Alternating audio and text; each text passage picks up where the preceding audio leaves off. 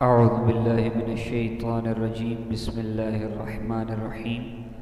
صفحہ نمبر 50 پر تبرک کے متعلق سوال کیا گیا، کیا اللہ تعالیٰ کے محبوب بندوں اور صالحین سے برکت حاصل کرنا جائز ہے؟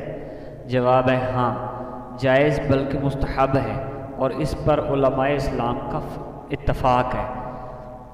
پھر اس کی دلیل دیں گے۔ اس کی بہت ساری دلیلیں ہیں، بہت سے دلائل موجود ہیں، چند ایک یہ ہیں۔ صحیح مسلم میں حضرت انس بن مالک رضی اللہ تعالیٰ عنہ سے روایت ہے کہ میں نے رسول اللہ صلی اللہ علیہ وسلم کو دیکھا کہ حجام آپ کے بال مونڈ رہا تھا۔ صحابہ کرام رضوان اللہ تعالیٰ مجمعین آپ کے گرد حلقہ بنائے ہوئے تھے۔ وہ چاہتے تھے کہ آپ کا کوئی بال زمین پر نہ گرنے پائے، بلکہ کسی نہ کسی صحابی کے ہاتھ میں آئے۔ وہ آپ کے بال مبارک کو برکت اور شفا حاصل کرنے کے لیے حفاظت سے رکھتے تھے۔ دوسری دلیل یہ ہے کہ یہ ثابت ہے کہ حضرت خالد بن ولید رضی اللہ تعالیٰ عنہ حضور نبی کریم صلی اللہ علیہ وسلم کے چند بال مبارک اپنی ٹوپی میں رکھا کرتے تھے۔ ایک جنگ میں ان کی ٹوپی گر گئی، اسے تلاش کرنے کے لیے انہوں نے اتنا شدید حملہ کیا کہ دشمنوں کی کثیر تعداد ماری گئی۔ بعض صحابہ کرام نے ان پر اعتراض کیا کہ آپ نے ایک ٹوپی تلاش کرنے کے لیے اتنے دشمنوں کو ہلاک کر ڈالا۔ خالد رضی اللہ تعالیٰ بن ولید رضی اللہ تعالیٰ نے فرمایا کہ میں نے یہ حملہ ٹوپی کے لیے نہیں کیا، بلکہ ان بالوں کے لیے کیا جو اس ٹوپی میں ہیں، تاکہ میں ان کی برکت سے محروم نہ ہو جاؤں اور مقدس بال مشرکوں کے قدموں میں نہ چلے جائیں۔ یعنی سرکار کے بالوں کی حفاظت کی، برکت حاصل کرنے کے لیے۔ صحیح بخاری میں حضرت ابو جحیفہ رضی اللہ تعالیٰ عنہ سے روایت ہے کہ میں نبی اکرم صلی اللہ علیہ وسلم کی خدمت میں حاضر ہوا۔ آپ اس وقت چمڑے کے سرخ خیمے میں تشریف فرما تھے۔ میں نے حضرت بلال رضی اللہ تعالیٰ عنہ کو دیکھا، ان کے پاس نبی اکرم صلی اللہ علیہ وسلم کے وضو کا پانی تھا، جسے حاصل کرنے کے لیے صحابہ کرام جھپٹ رہے تھے۔ جسے پانی کا کچھ حصہ مل جاتا وہ اپنے جسم پر مل لیتا، اور جسے پانی نہ ملتا وہ اپنے ساتھی کے ہاتھ کی تری ہی حاصل کر لیتا تھا۔ یہ صحیح بخاری کی حدیث ہے۔ یعنی برکت اور شفا حاصل کرنے کے لیے انہوں سب صحابہ نے ایسا کیا۔ پانی تک وضو کا جو اپنے جسم پر مل لیا کہ برکت ہوگی، شفا ہوگی۔ مسند امام احمد بن حنبل میں حضرت جعفر بن امام محمد سے روایت کرتے ہیں، حضرت جعفر جو ہے ان سے امام محمد سے روایت کرتے ہیں کہ نبی کریم صلی اللہ علیہ وسلم کی وفات کے بعد جب آپ کو غسل دیا گیا تو آپ کی آنکھوں کی پپوٹوں میں پانی جمع ہو جاتا تھا۔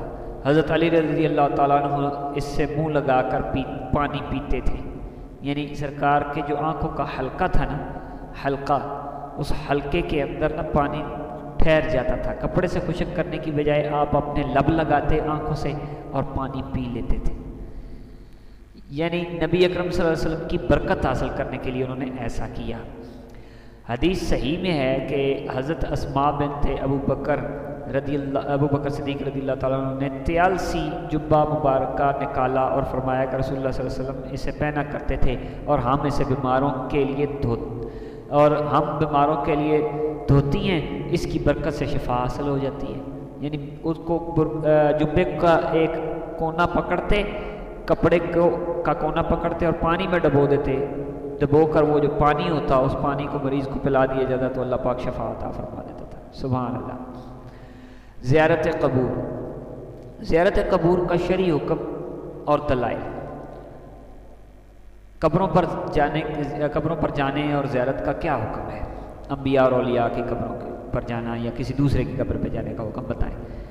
جواب، ان کی قبروں کی زیارت اور ان کی طرف سفر کر کے جانا مستحب ہے۔ علماء کرام فرماتے ہیں کہ ابتدائی اسلام میں قبروں کی زیارت ممنوع تھی، پھر یہ ممانعت حضور نبی کریم صلی اللہ علیہ وسلم کے ارشاد اور عمل سے منسوخ ہو گئی۔ سرکار دو عالم صلی اللہ علیہ وسلم نے خود فرمایا، ٹھیک ہے جی، اور پھر عمل بھی کیا۔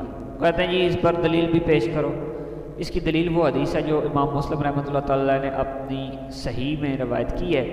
رسول اللہ صلی اللہ علیہ وسلم نے فرمایا، ہم نے تمہیں قبروں کی زیارت سے منع کیا تھا، اب ان کی زیارت کیا کرو۔ امام باقی کی روایت میں اس پر یہ اضافہ ہے کہ زیارت قبور دلوں کو نرم اور آنکھوں کو اشک بار کرتی ہے اور آخرت کی یاد دلاتی ہے۔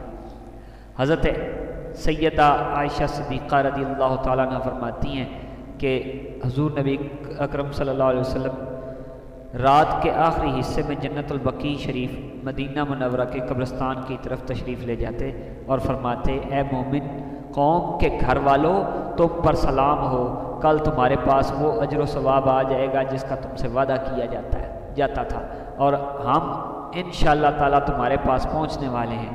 اے اللہ بقیع الغرقد جنت البقیع شریف والوں کی مغفرت فرما۔ اس حدیث کو امام مسلم نے روایت کیا ہے۔ سوال آ جاتا ہے عورتیں بھی قبرستان میں جا سکتی ہیں کہ نہیں؟ یہ اکثر سوال آتا ہے، اور کیا عورتیں قبرستان میں جا سکتی ہیں کہ نہیں جا سکتی؟ جواب یہ ہے کہ علماء کرام نے فرمایا قبروں کی زیارت مردوں کے لیے سنت ہے اور عورتوں کے لیے مکروہ۔ ہاں اگر برکت حاصل کرنے کے لیے ہو، مثلا انبیاء، اولیاء یا علماء کرام کے مزارات کی زیارت کریں تو مردوں کی طرح عورتوں کے لیے بھی سنت ہے۔ بعض علماء کرام نے فرمایا کہ عورتوں کے لیے قبروں کی زیارت مطلقاً جائز ہے، کیونکہ امام بخاری کی روایت میں ہے کہ نبی مکرم صلی اللہ علیہ وسلم نے ایک عورت کو قبرستان میں اپنے بیٹے کی قبر پر روتے ہوئے دیکھا تو اسے صبر کا حکم دیا اور اس پر انکار نہیں فرمایا کہ تم قبرستان میں نہ آیا کرو۔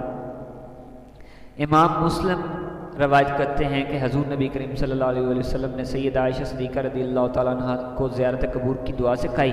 جب انہوں نے عرض کیا کہ میں اہل قبور کو کیا کہوں تو آپ نے فرمایا یوں کہو، تم پر سلام ہو گھروں والے مومنوں مسلمانوں، اللہ تعالیٰ ہمارے پہلوں اور پچھلوں پر رحم فرمائے اور ہم انشاءاللہ تعالیٰ تمہارے ساتھ ملنے والے ہیں۔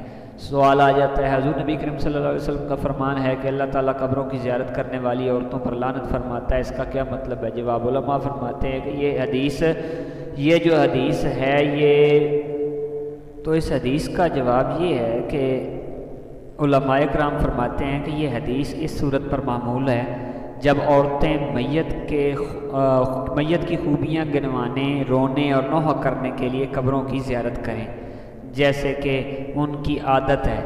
ایسی زیارت حرام ہے اور اگر ان مقاصد کے لیے نہ ہو تو حرج نہیں۔ آگے کہتے ہیں جی حضور نبی کریم صلی اللہ علیہ وسلم کا فرمان ہے کہ کھجاوے صرف 3 مسجدوں کی طرف سفر کرنے کے لیے باندھے جائیں۔ اس حدیث کا کیا مطلب ہے کہ صرف 3 مسجدیں؟ اہل علم فرماتے ہیں کہ حدیث کا مطلب یہ ہے کہ 3 مسجدوں کے علاوہ کسی مسجد کی طرف اس کی فضیلت کی بنا پر کجاوے باندھ کر سفر نہیں کیا جائے گا۔ اگر یہ مطلب نہ ہو تو لازم آئے گا کہ کجاوے باندھ کر عرفات، منا، والدین اور رشتہ داروں کی زیارت، طلب علم، تجارت اور جہاد کے لیے بھی سفر نہ کیا جائے، حالانکہ کوئی مسلمان اس کا قائل نہیں ہے۔ کیونکہ یہاں یہ اعتراض ہوتا ہے، وہ کہتے ہیں جی سرکار نے فرمایا 3 مسجدوں کی طرف کجاوے باندھ کر جاؤ، اس کے علاوہ کہیں نہیں جانا، مسجد حرام، مسجد نبوی اور مسجد اقصیٰ کی طرف۔ تو نبی کریم صلی اللہ علیہ وسلم کے روزے کی نیت، سرکار کے روزے کی نیت کر کے اگر جاؤ گے تو وہ جائز نہیں ہے۔ یہ بھی اعتراض اٹھتا ہے اہل حدیث اور دیوبند مسلک کی طرف سے۔ تو اس کا جواب یہ انہوں نے دیا ہے کہ اگر یہ صورتحال ہوتی تو پھر تو کجاوا باندھنا، کجاوا وہ ہوتا ہے جو سواری اونٹ وغیرہ کے اوپر جو ہم باندھتے ہیں، لکڑی کا بنا ہوا ہوتا ہے تاکہ اس پر بیٹھ کر جو ہے وہ سفر کیا جا سکے، اسے کجاوا کہتے ہیں۔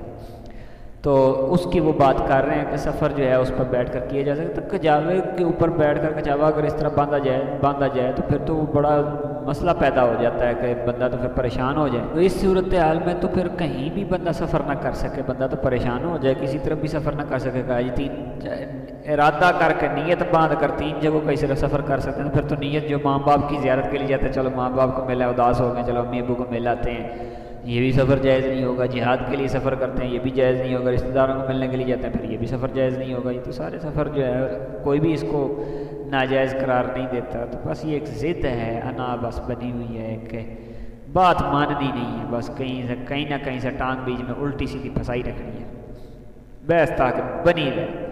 تو کوشش کریں کہ اس قسم کی الٹی سیدھی بحثوں میں نہ ہی پڑھیں تو بہتر ہے۔ اگر کوئی بحث کرتا ہے تو پھر مجبوری ہے، پھر جواب تو دینا ہی ہے۔